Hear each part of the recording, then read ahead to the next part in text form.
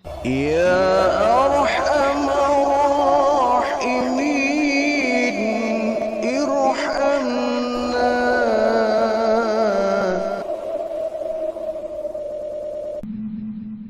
Kita atas rahmat Allah bisa kembali bersilaturahim untuk bersama-sama kita menggali pengetahuan agama dalam rangka kita menghilangkan kebodohan kita demi untuk menyempurnakan nilai ibadah kita kepada Allah Subhanahu wa taala. Kembali kita akan mengkaji kitab Nasihatul Ibad. Ada satu nasihat yang sangat berbobot dari Hasan Al-Basri rahimahullah, di mana beliau berkata, "Inna fasadal qulubi an sittati asya." Ada 6 perkara yang bisa menyebabkan rusaknya hati. Jadi walaupun ini bukan hadis, tetapi insya Allah ini akan sangat berharga ya, untuk menunjang kehidupan kita ke depan ya, agar kita menjadi orang yang terbaik, orang yang selalu berbuat kebaikan. Orang yang bisa menjaga hati kita dari kerusakan akibat dari perbuatan kita. Inna fasadal qulubi an sittati asya. Ada 6 perkara yang bisa menyebabkan hati manusia menjadi rusak. Sementara kita tahu hati adalah sumber daripada kehidupan ini. Apa yang kita kerjakan bersumber dari hati. Yang dikerjakan tangan, hatilah yang memerintahkan. Yang dikerjakan kaki, hatilah yang memerintahkan. Yang dikerjakan telinga, mata, kemudian lidah ini bekerja semata-mata tunduk dan patuh akan perintah hati. Kalau hati ini baik, insya Allah perilaku kita, perbuatan kita akan mengarah kepada baik. Tetapi seandainya hati kita sudah buruk, sudah rusak, sudah jelek, maka perbuatan kita pun mengarah kepada perbuatan yang buruk, yang jelek, dan seterusnya. Maka kita jangan hanya pandai menata badan, ya, memperbagus badan. Tetapi yang lebih bagus daripada itu, yang sangat penting daripada itu adalah menjaga hati kita. Menata hati kita, memperbagus hati kita. Jangan sampai penampilan kita bagus, sementara hati kita tidak bagus. Performnya indah, menawan, tapi hatinya buruk. Nah ini sangat kita waspadai, jangan sampai kita seperti itu. Ada 6 perkara yang bisa menyebabkan hati kita menjadi rusak. Yang pertama, yudnibuna birijai taubah. Mengentengkan dosa, sengaja berbuat dosa dengan harapan kelak dia akan bertobat dan akan dihilangkan dosanya. Jadi orang yang meringankan dosa, orang yang ngenteng-ngentengin dosa, menyepelekan taubat itu. Dengan harapan gampang kan, Allah kan maha penerima taubat, Allah kan maha penyayang ya. Pasti kelak kalau aku bertaubat Allah akan menerima. Ya memang betul. Tapi bukan berarti dia enak-enak berbuat dosa. Dia menumpuk-numpuk dosa, dia bermaksiat siang dan malam. Dengan satu pengharapan nanti kelak saya bertobat. Saya akan bertobat dan Allah pasti akan menerima tobat saya. Kita main-main dengan dosa kalau seperti itu. Apakah kita tahu kapan kita akan mati? Ini yang perlu kita waspadai. Jangan sampai kita nantilah taubatnya kalau sudah tua. Belum tua sudah mati. Ini yang paling berbahaya. Jadi kalau kita bertobat jangan nunggu nanti. Jangan nunggu tua. Jangan nunggu tidak berdaya. Kalau kita nunggu tua berarti kita masih punya niat untuk menumpuk dosa, menumpuk kegiatan maksiat yang sangat merusak hati kita. Kapanpun kita berbuat dosa, segera kita bertaubat. Jangan ngenteng-ngentengin dosa, ngenteng-ngentengin taubat. Taubat memang ringan. Ya. Seberat apapun dosa kita, kalau bertobat Allah terima. Separah apapun perilaku kita, kalau kita bertobat Allah terima. Benar. Allah Maha penerima taubat. Ya. Tetapi bukan berarti kemudian ketika Allah memudahkan kita menerima tobat kita, kemudian kita enak-enakan berbuat dosa. Ya. Khawatirnya ketika kita kemudian belum sempat bertobat, Allah cut umur kita. Allah hentikan kehidupan kita. Allah cabut roh kita. Mau bicara apa kita? Ya. Manusia adalah makhluk tempatnya salah dan dosa. Tidak ada di antara kita yang mampu menghindari dosa. Allah pun membuka pintu tobat seluas-luasnya. Tapi jangan dianggap ringan, enteng, disepelekan. Menyepelekan dosa, menyepelekan perbuatan mungkar, dengan mudah-mudahan kita pasti akan diterima taubatnya. Iya, diterima taubatnya. Tapi jangan meremehkan Allah kalau begitu. Kita meremehkan Allah. Kita meremehkan perbuatan dosa. Segeralah kita untuk mencari taubat kepada Allah. Wasari'u ila maghfiratim mir rabbikum. Segeralah kau menuju ampunan Tuhanmu. Bersegera. Bukan berleha-leha, bukan menunda. Sari'u, bersegera. Ila maghfiratim mir rabbikum. Kau cari ampunan Tuhanmu, bersegera. Jangan berleha-leha.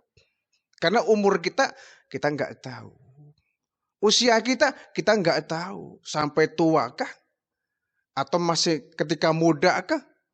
Kita nggak tahu. Jangan sampai kita menyesal di kemudian hari. Belum bertaubat, sudah Allah ambil ruh kita.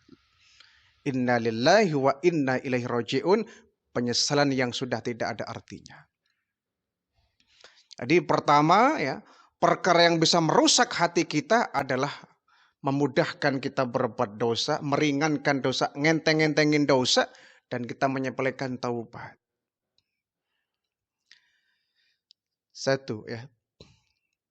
Yang kedua, perkara yang bisa menyebabkan rusaknya hati, kata Hasan Al-Basri rahimahullah, wa yata'allamuna al-ilma wa la ya'maluna. Orang yang berilmu tapi enggan untuk menyebarkan ilmunya. Ini juga orang yang bakhil ya. Orang yang bakhil itu kan bukan cuma bakhil dalam bentuk materi berupa uang ya. Orang yang pelit kan bukan cuma dia nggak suka sedekah.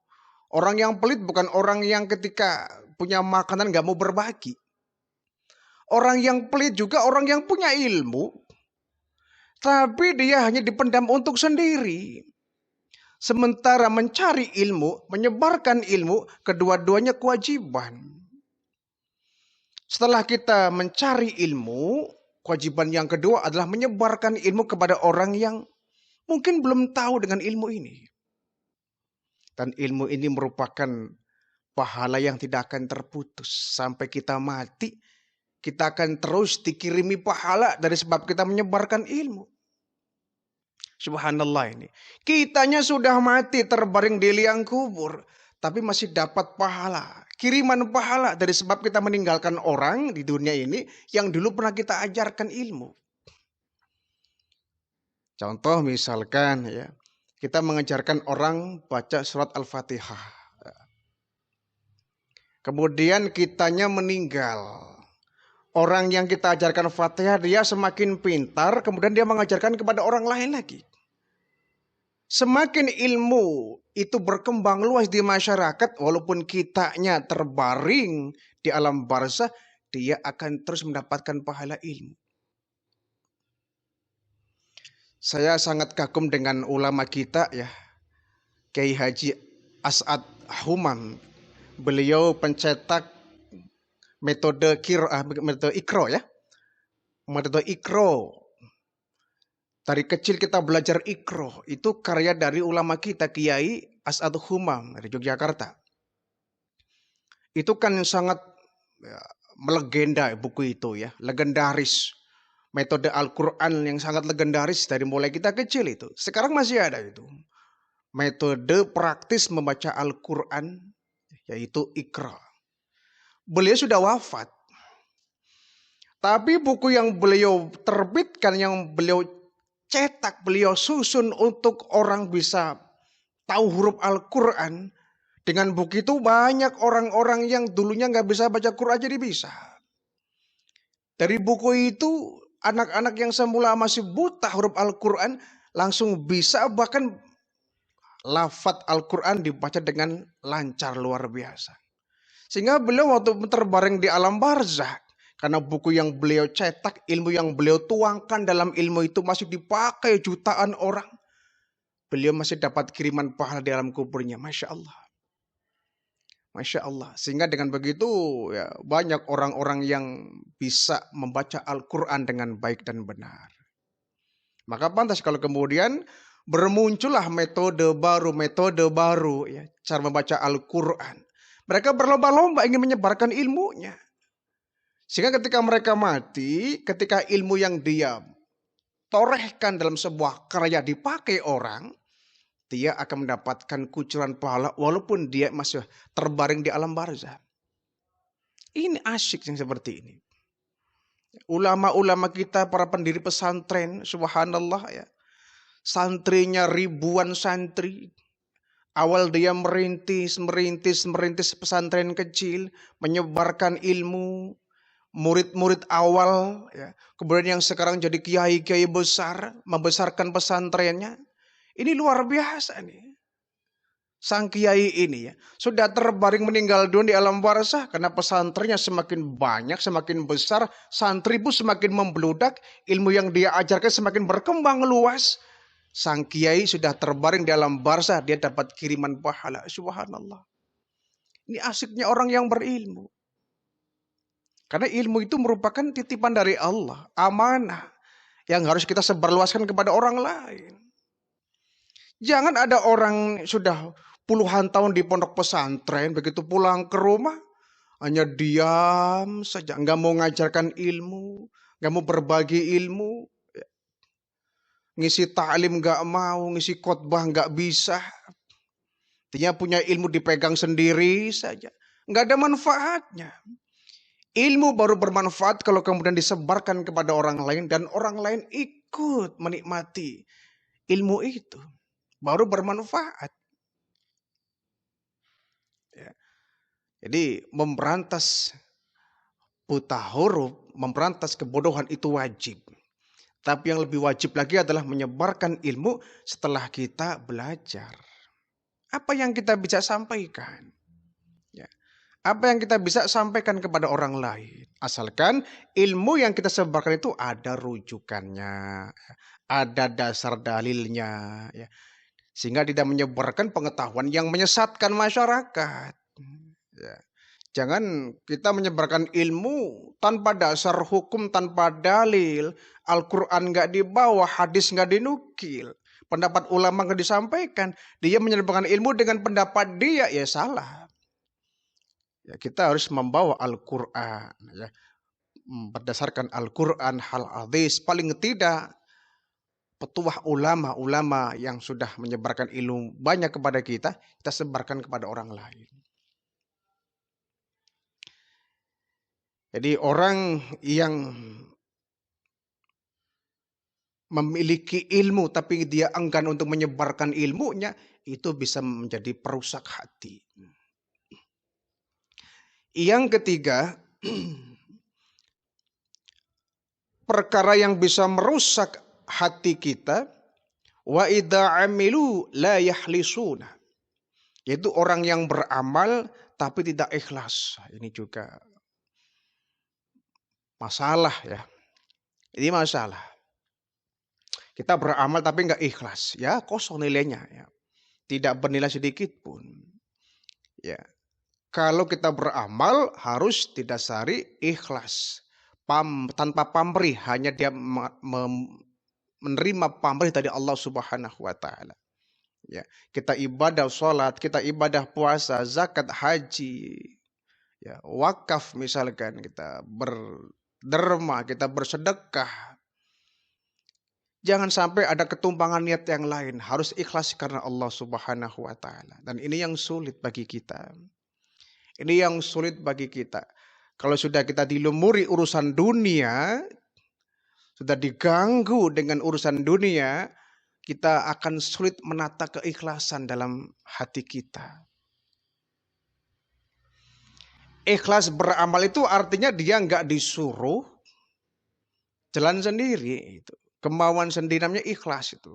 Kalau dia beramal, berbuat kebaikan tapi karena disuruh, ya bukan ikhlas namanya. Ya. Tapi dia inisiatif dengan sendirinya dia beramal ya, tanpa disuruh. Apalagi minta pamrih, minta bayaran, ini akan sulit mengukur amal ikhlasnya. Kita jadi marbot misalkan, ya. Kita harus niat karena Allah. Ya. Masalah kita dapat honor dari penjaga masjid kita, dari ketua masjid kita, itu urusan lain. Ya.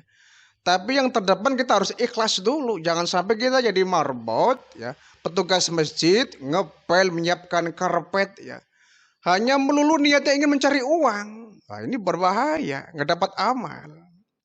Ya, yang namanya marbot itu kan sudah ada aturannya, sudah ada. Ini kamu honornya sekian dalam per bulan, sudah ada. Ya, tidak usah diharap-harapin, pasti dapat. Maka yang perlu dikedepankan adalah niat. Saya mengurusi masjid ini karena Allah. Kalau kemudian saya dapat honor dari masjid ini, alhamdulillah, rezeki saya. Kalau kemudian dari bendahara saya dapat rezeki, dapat uang dari saya mengurusi masjid ini, itu rezeki saya. Ya. Tidak jadi masalah, ya. Asalkan jangan sampai niat karena Allahnya hilang sama sekali, akan menjadi amal yang sia-sia. Kalau niatnya karena Allah, insya Allah rezeki kita dapat, pahala kita dapat. Yang keempat, perkara yang bisa menyebabkan rusaknya hati, kata Hasan Al-Basri rahimahullah, wa ya'kuluna rizqallahi wa la yashkuruna. Memakan rizki dari Allah tapi enggan untuk bersyukur. Ini juga keterlaluan. Orang yang nggak tahu diri. Memakan rizki dari Allah tapi dia enggan untuk bersyukur. Syukur itu kan terima kasih artinya. Ya. Allah memberikan rizki kepada kita tidak hitung-hitungan. Banyak, luar biasa kita. Ya. Nikmat yang diberikan kepada kita sangat begitu banyak. Fabi ayyi ala'i rabbikuma tukadziban, kata Allah. Hai manusia, coba cek mana nikmatku yang bisa kau kritisi, mana nikmatku yang bisa kau dustakan. Semua nikmat yang diberikan kita sempurna total. Masa iya dengan Allah kita nggak mau berterima kasih? Kita mendapatkan rizki alhamdulillah setiap hari. Ya. Kesehatan rizki dari Allah. Kita memiliki anak itu rizki dari Allah. Kita bisa bekerja itu rizki dari Allah. Kita dapat uang itu rizki dari Allah. Mata kita bisa melihat itu rizki dari Allah. Tangan bisa bergerak itu rizki dari Allah. Kaki bisa berjalan itu rizki dari Allah. Telinga bisa mendengar dengan normal itu rizki dari Allah. Itu semua rizki. Ya. Kita kadang-kadang kalau sudah mendengar kata-kata rizki, yang terbayang adalah uang. Selalu arahnya adalah kalau rizki adalah uang. Ya memang rizki ya itu bagian daripada, uang adalah bagian dari rizki. Duit ya, uang itu bagian daripada rizki. Tapi nggak selalu yang nama rizki bentuknya adalah uang. Nah, terhadap rizki yang Allah berikan kepada kita, kita harus menjadi orang yang bersyukur. Rabbi auzi'ni an ashkura ni'mataka allati an'amta alayya. Ya Allah, jadikanlah aku orang yang pandai bersyukur atas nikmat yang Engkau berikan kepada kami. Wa ala walidayya, dan juga nikmat yang diberikan kepada orang tua kami. An ashkura, orang yang pandai bersyukur kepada Allah. La in syakartum la azidannakum. Yang bersyukur, kata Allah, aku tambah nikmatnya. Aku tambah nikmatnya. Wala in kafartum in adzabi lasyadid. Tapi yang ingkar mau bersyukur, ingat azab Allah sangat begitu pedih. Mensyukuri apa yang Allah berikan kepada kita. Yang kelima, yang bisa menyebabkan hati kita menjadi rusak, wa ma yardawna bi kismatillah. tidak ridho dengan apa yang diberikan Allah kepada kita. Ya, selalu merasa kurang. Tidak ridho apa yang diberikan Allah untuk kita. Padahal yang Allah berikan kepada kita itu yang terbaik untuk kita. Kita diberikan kulit hitam, alhamdulillah itu rezeki dari Allah. Jangan ngeluh, aduh saya teman-teman kulitnya bersih-bersih putih-putih, kok saya hitam begini, ya Allah kenapa sih? Nah ini kenapa harus protes? Terima saja, itu takdir dari Allah. Kita diberikan hidung misalkan kurang mancung ya, sehingga kita kurang percaya diri. Kenapa harus nggak percaya diri? Yang Allah berikan kepada kita itu yang terbaik. Ya. Kita memiliki badan pendek misalkan, syukuri.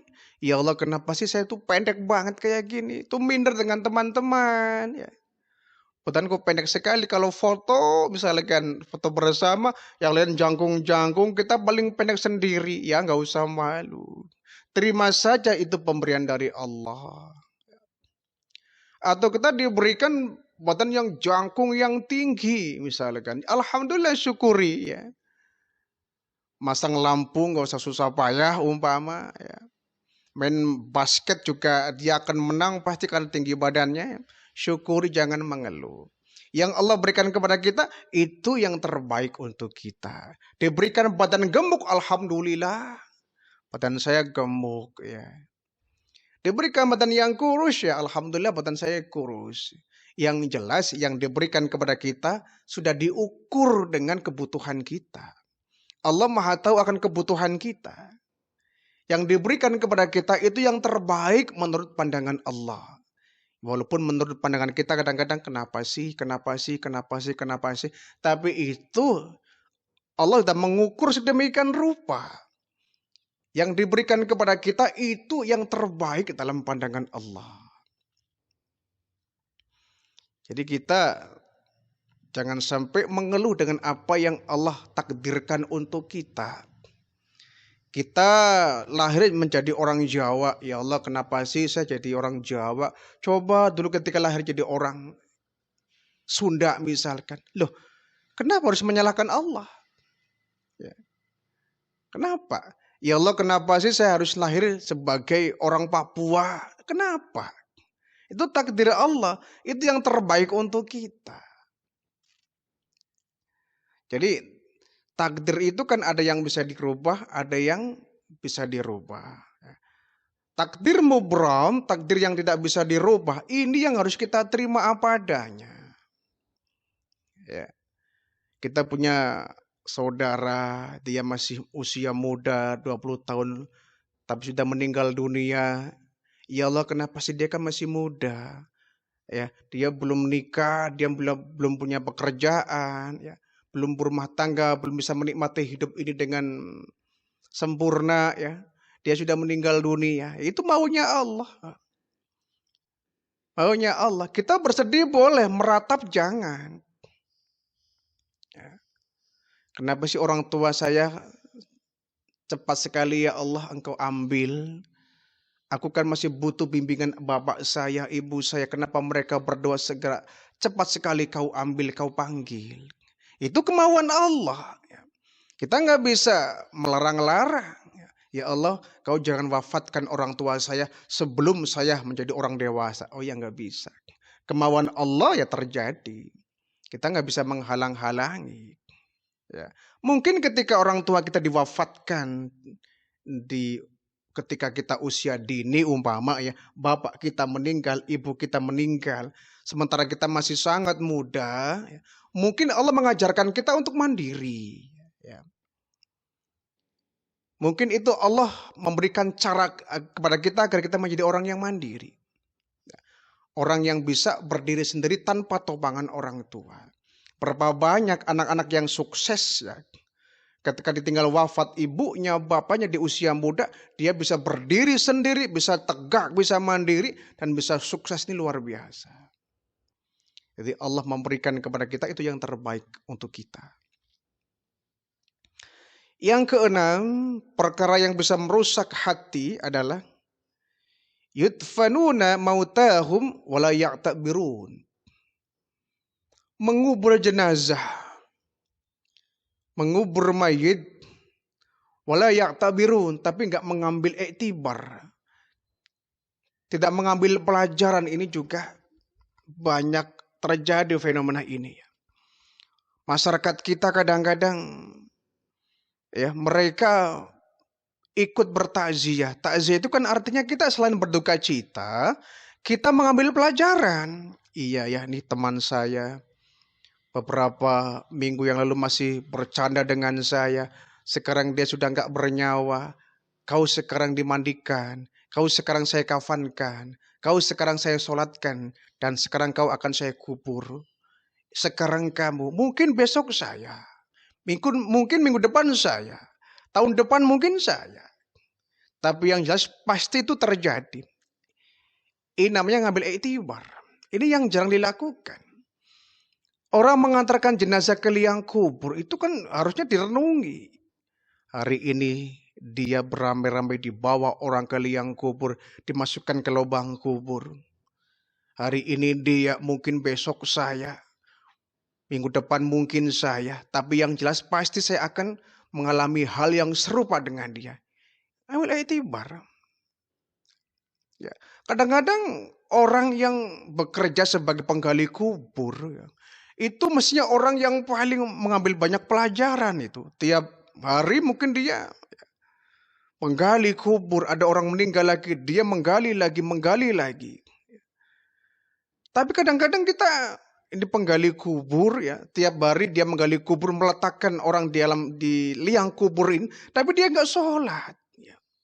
Dia nggak mau ibadah, dia nggak mau sholat, nggak mau melaksanakan puasa Ramadan umpama.